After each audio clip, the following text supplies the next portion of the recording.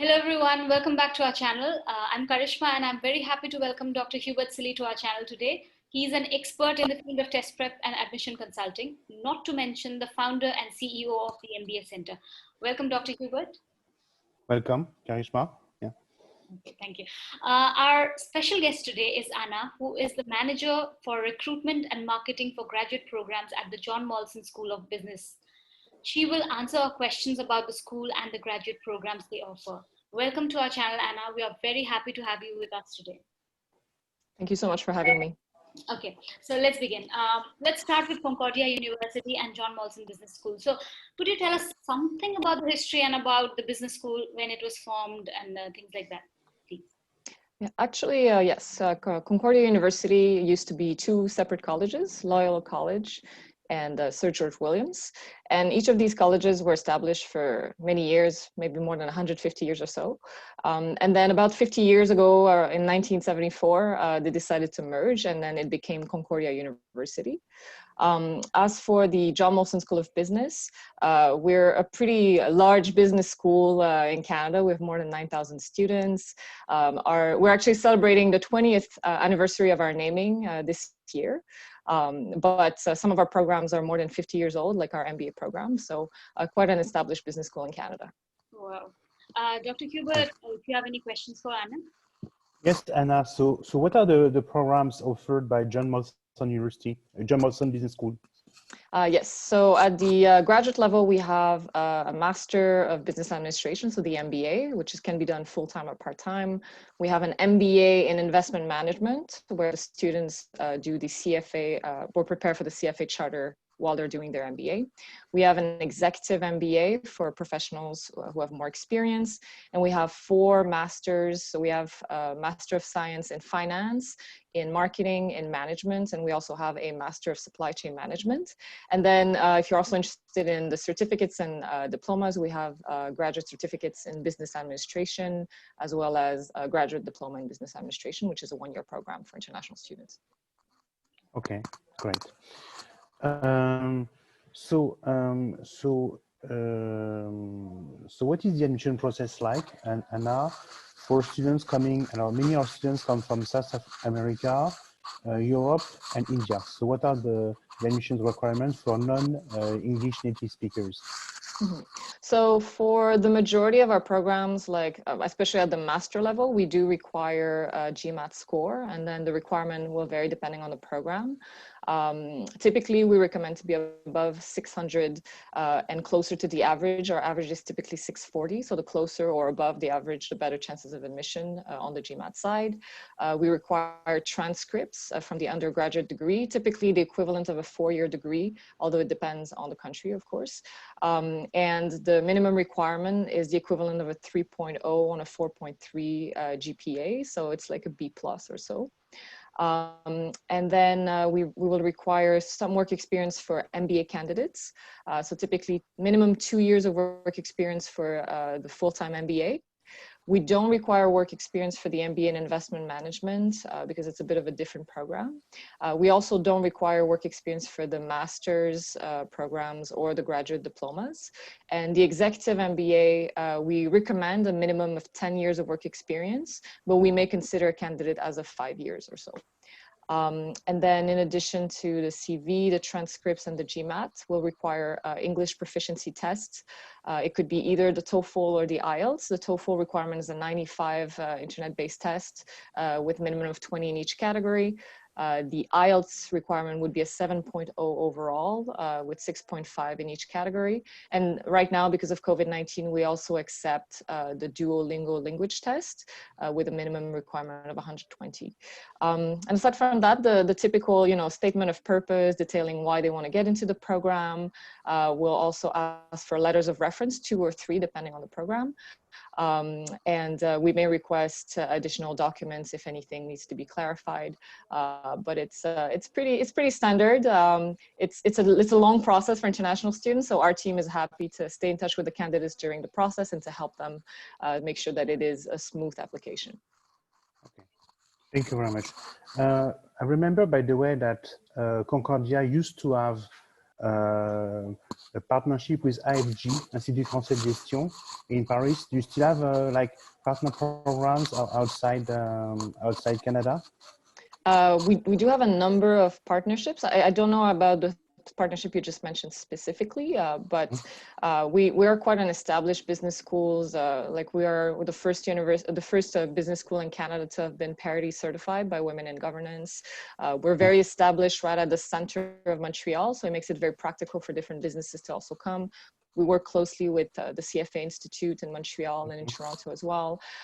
So there's a number of partnerships that we leverage to make sure that our students have opportunities to get involved in the business world and to also meet different speakers at different levels. I have to double check about the partnership that you mentioned though, because I'm not entirely sure about that one. But I'm sure if it was established in the past, it's probably something that we would try to maintain. So tell me, Anna, you mentioned, GMAT, language test, work experience, probably, of course, GPA, but what are you looking for in candidates, especially? What are the key criteria for you? So, of course, to be able to go through the academic program, we will look at the academic criteria quite closely. But beyond that, we're also looking to make sure that the program is going to be a right fit for the students. So my team, the recruitment team, we will be meeting with many different candidates or exchanging with them to make sure to guide them and to understand what are their career goals, to make sure that, whether it is a Master of Finance or whether it is a MBA, like the program they're applying to is indeed the right one. The different programs are looking for different things. So for example, the more research-based masters might be looking for students who are strongly academically inclined and who are willing to do research and present a thesis and would have, I guess, appropriate background in the domain or in the field to make sure that they can, stay passionate during the 2 years of that research. The MBA program will be looking a little bit more for, business leaders, people who have the capacity to work well as part of teams. We use a lot of case learning in our methodology. So to be able to work with a team, work on a project, to do presentations. So we'll be looking closely at those communication skills. We're looking ultimately with all of our programs to make sure that students are employable post-graduation. So of course, an aspect of communication, collaboration, leadership, as well as the ability to go through the program academically and to be professional is something that we'd be looking for in every candidate. Okay. So basically, yes, I have to go. Yeah, okay, sorry, I have to go in my somewhere else. So sorry, I'm moving. So tell me, did you see that I move? Yeah, that's fine. Yeah. So basically, so what would you say? So you have any question to ask you, Karishma? Go ahead. Yeah. I would like to talk more about the MBAs, the MSc in Finance and MIMs. What are the strengths of these programs? Could you tell us a little bit about those? Mm-hmm. The Master of Science in Finance and the MBA in Investment Management are two very particular programs. So the Master of Science caters more for students who really want to build an expertise in a specific area in finance. So the first year is course-based. They'll take different classes in research methodology, data analytics, and finance in general, and then they'll take this opportunity to meet with a potential supervisor for their thesis. The second year is spent on the research and preparation of the thesis and working with the supervisor in that topic. So for example, if they're interested in sustainable investments or if they want to become an expert in one area, then they would work in that area for 1 year. So it's very much applied research and almost like project management in a way, because you conduct everything from the research to the application to putting together the project to then presenting it to a board of directors who would then approve your thesis, and then you would graduate. The MBA in Investment Management is a very different program. It's a little bit like a specialized MBA program because we only recruit students who have a strong interest in building a career in finance. So it's a 3-year program, which counts as a full-time course load. So students do typically 3 to 4 courses per term. And every year they prepare for one level of the CFA charter. So the goal would be that at the end of the program, the students would earn their MBA and also have passed all 3 exams of the charter. And then they just need to build the work experience to be awarded the full charter. And so it's very much a program where we integrate the CFA charter materials into our case material so that students can, you know, not just cram the material of like the charter and then pass the exams and then forget about it the following day, but really understand how to use them in a professional context. So 2 very different programs with very different focus, but very, you know, unique applications. And we recruit students, you know, of course, with a strong interest in finance for both programs, but we may recommend one over the other depending on the way the students like to study or what topic they like to study specifically, or what are some of their career goals. All right. So let's move on to the application process now. What, according to you, what is the relative importance of these various things like the admission test scores, the undergraduate grades, the recommendation letters? How would you, let's say which one and how much importance each one is? I'm so sorry, I got confused. So, what do you think is the relative importance of all of these? It's all quite important. We look at the admissions process very holistically. So there are different reasons for which we need those admission requirements, and they all weigh a certain way. So there's not one that is stronger than the other. And of course, we recommend students to perform in all of them.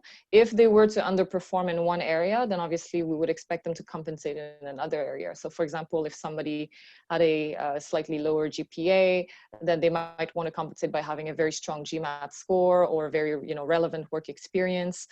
So it depends a lot on you know, the application and the program, and of course the career goals. They're all, I would say, quite equally important, but they shouldn't focus only on one area or the other area. If they feel like a little bit less confident about one area over another, they should contact us, and then we can help them prepare for the application and, you know, give them an honest opinion about what we think, you know, they should be working on to improve. Okay, so right now you mentioned the GMAT prior in a few questions back. So my question is, during this current COVID situation, there's a lot of issues with the GMAT, and some schools have waived it off. Do you have any plans of doing that or anything as such? Unfortunately, we haven't. Well, it depends on the program, actually. Our regular MBA has been quite strict on the GMAT because actually our number of applications went up since the crisis started. So we've had to maintain you know, quite strict requirements. We do recommend students to do the online GMAT, which can be done up to two times online now. And then, of course, depending on the test center situation, you know, we may accept a GRE. I know that some candidates, for example, in Iran, don't have access to GMAT test centers and they don't have access to the online GMAT. In that case, we would accept a GRE instead. In some program cases, we may give a waiver based on certain qualifications, but it would require the rest of the application to be quite competitive. And, you know, for example, for an additional certification, maybe like a CFA level 3, for example, or, you know, maybe a PhD in a very relevant field. So in some cases, we will consider waivers, but I would say 95% of the students will have to take the GMAT to make sure that we can have a good learning environment and maintain our standards. All right. Dr. Hubert, if you would want to ask any questions. Yes, so you mentioned that you have an increasing number of applicants. So it applies to all the programs, the MBA only, or the masters? Is it for all the programs or just for some of your programs? It's been an increase all around. We've seen a sharp increase for MBA in investment management. It's become quite competitive. Our full-time MBA as well, especially in the local market. Obviously, with COVID-19, some students had to defer their application to the following year on the international side, but our numbers remain quite steady and strong. The master's programs as well. So a lot of our programs have a small capacity because we want to make sure to provide a very positive, you know, environment to the students, very collaborative.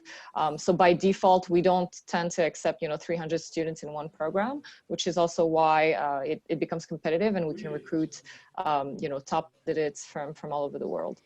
It really depends on the program, but I would say for the great majority of our programs, there's been quite an increase. If not stable, then definitely an increase.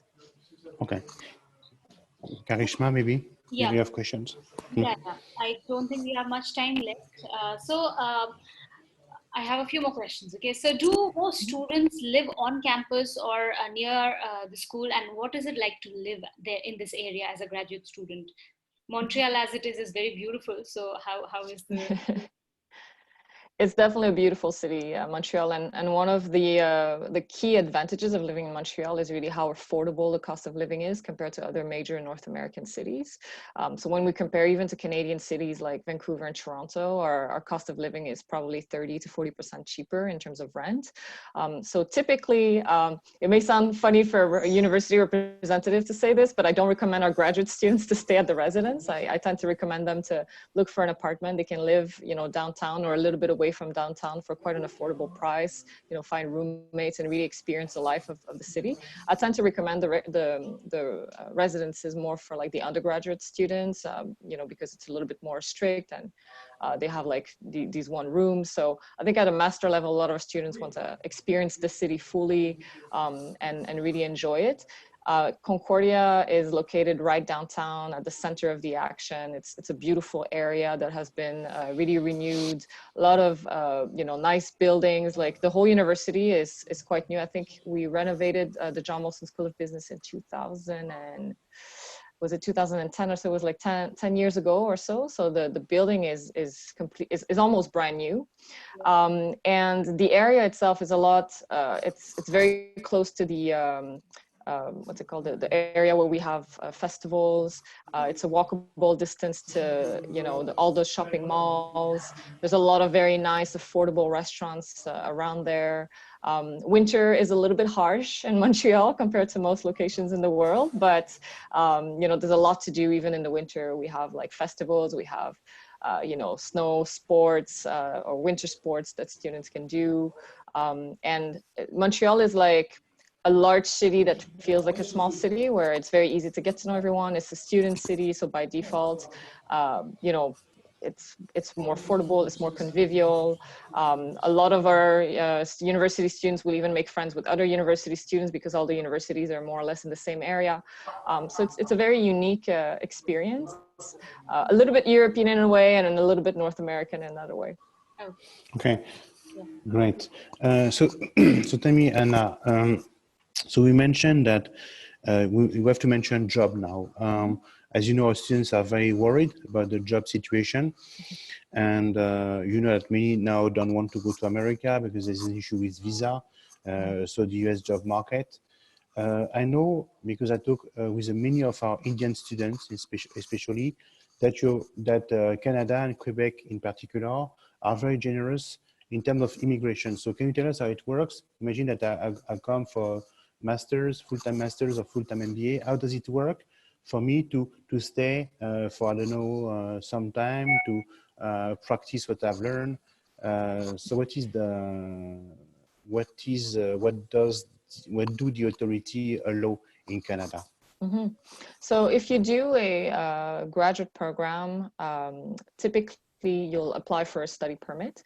And then after you finish your program, you'll be eligible to apply for a post-graduation work permit, which is typically equivalent to the duration of your program and a little bit more. So for example, if you do a 2-year master's or MBA program, you'll have a 2 up to 3 year post-graduation work permit, which allows you to stay in Canada and you can work anywhere in the country.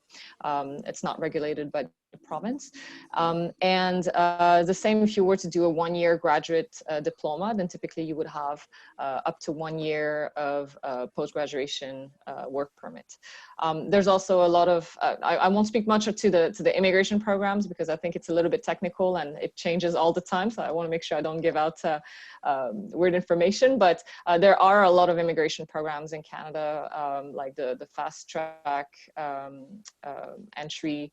There's also a programme d'expérience québécoise in Quebec, the PEQ, where students need to have like a degree and then some experience, and then they can apply for immigration. They also need to speak French in that case. So depending on the province where you apply, you may need either English or French, plus a certain amount of experience. I do recommend to contact the embassy for more details about that because those are very, very strict guidelines, and I want to make sure they have the right information. But the great thing with the post-graduation work permit is that any graduate students who comes to Canada to experience life doesn't have to leave right after finishing their studies. They can experience the job market. We had a booming job market just before COVID-19 started. Now, obviously, it's a little bit more challenging, you know, since everything is basically, you know, people working from home, and, you know, maybe some industries are affected more than others. But we're confident that by the time students come, finish their studies, and then go back into the job market, things will pick back up. And hopefully we'll be back where we were a year back, less than a year back, actually.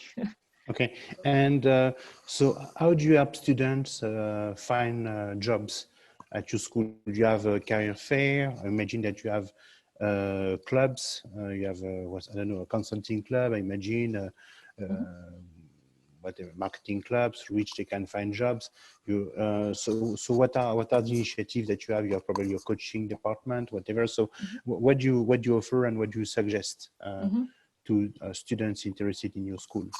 Absolutely. So for, in order to secure a really great employment post-graduation, Canadian experience is really important in the Canadian job market. So we tend to recommend students to apply for internships while they're doing the program.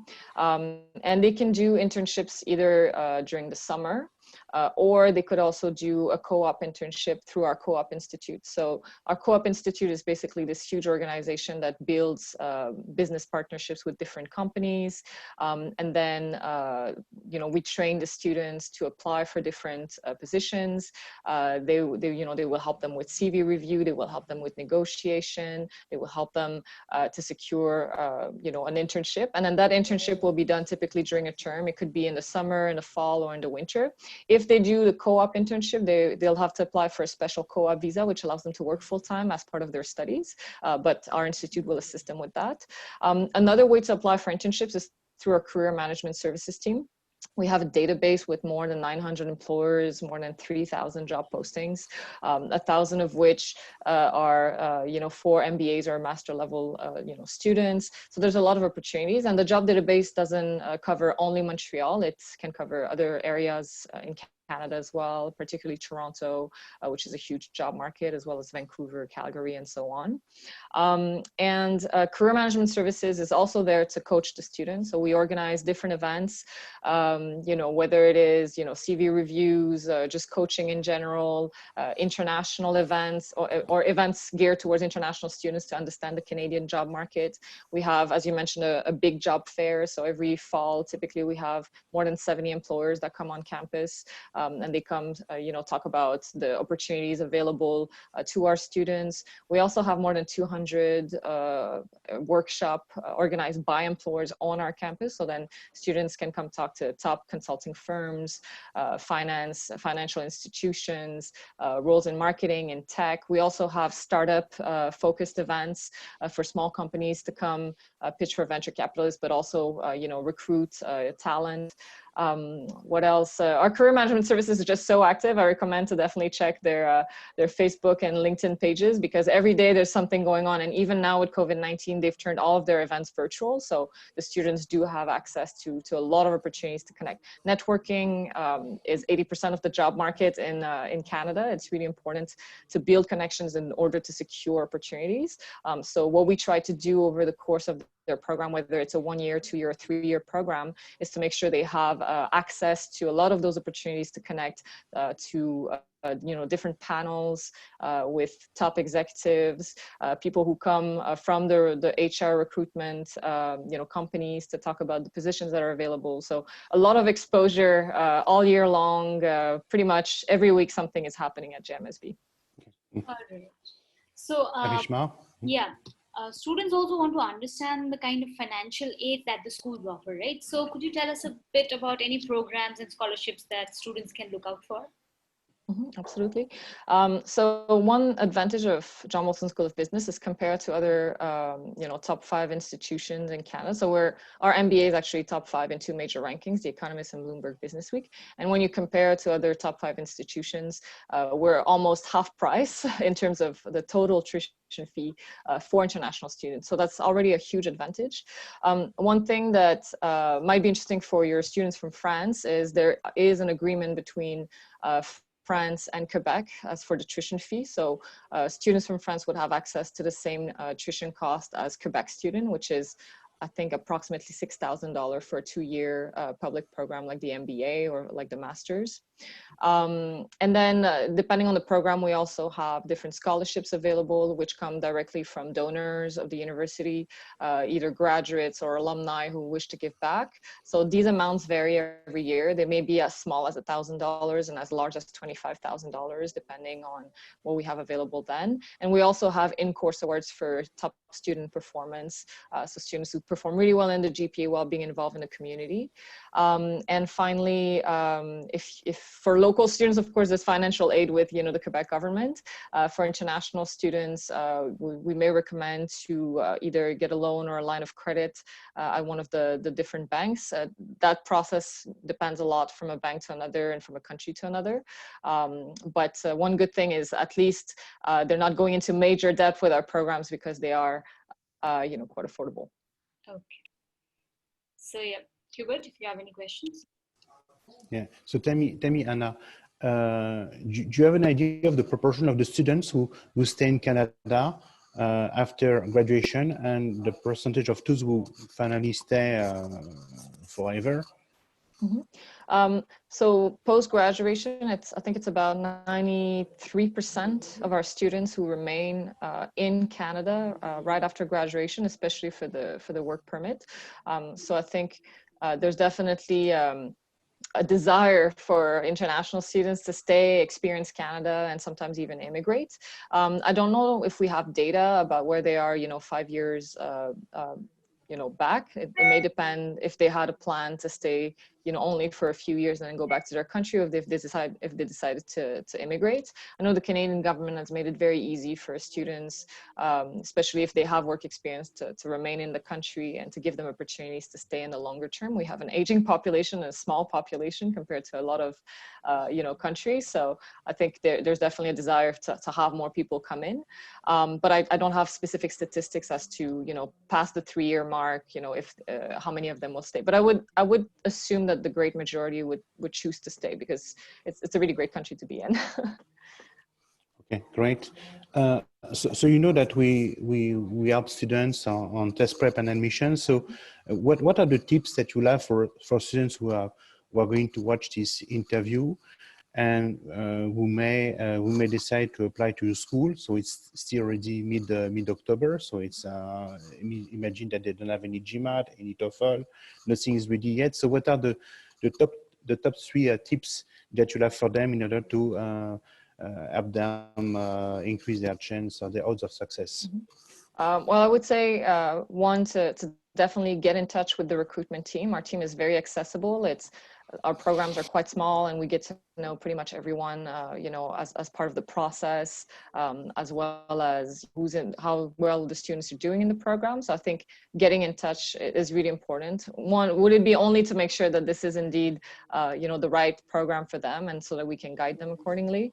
Then I would say if they do meet with us or if they do organize a phone call or anything with us, to make sure they have done some basic research beforehand. Obviously, there's so much information available on our website and through the different companies like yours. So I think doing that first step of research and so that when they spend time with us, they can really focus on what they can't find out, like talking about the experience or talking about the things that we might not be able to put into words that really defines what doing an MBA or a master's in Canada might be. I think it's important to use that time accordingly. And third, I would just say to just be themselves. Ultimately, all the universities are looking for candidates that fit well into their program and to make sure that they are the right fit for the students as well. So, not to write essays thinking, okay, this is what the committee wants to read, or not to say something that is untrue and that later we would find out. Because obviously we want to make sure that, again, this is the right program for you, this is the right experience for you. So be genuine in your essays, your application, and make that process like as truthful as possible. Right. That was a fruitful session. Anna, I'd like to say that I'm very grateful to you for taking the time to answer our queries. You've been a great help, and I trust that new applicants who see the video will feel the same. Thank you, Dr. Hubert, for being a wonderful co-interviewer, and thank you to both. So finally, do you have anything, Dr. Hubert? Thank you as well. And now, maybe I will ask Violeta to contact you. She's in charge of something that we call Business School World Series, which is a series of mini events. And we have planned a webinar on Canadian MBAs, because usually people confuse North American MBAs with on the US MBA. So we have a specific seminar on US MBA, on Canadian MBAs. We'd like to invite you, HEC Montreal, and most likely McGill. So hope that we'll have an opportunity to see you again, Anna, later on in November for the Business School World Series. Great. I'll be looking forward to it. Thank you so much for having me today. Thank you. Thank you. Thank you very much. Both of you. And my dear viewers, thank you for being a part of MBA Center. Please join our channel to see more interviews and keep asking us more questions. Until the next interview, bye-bye and see you. Thank you.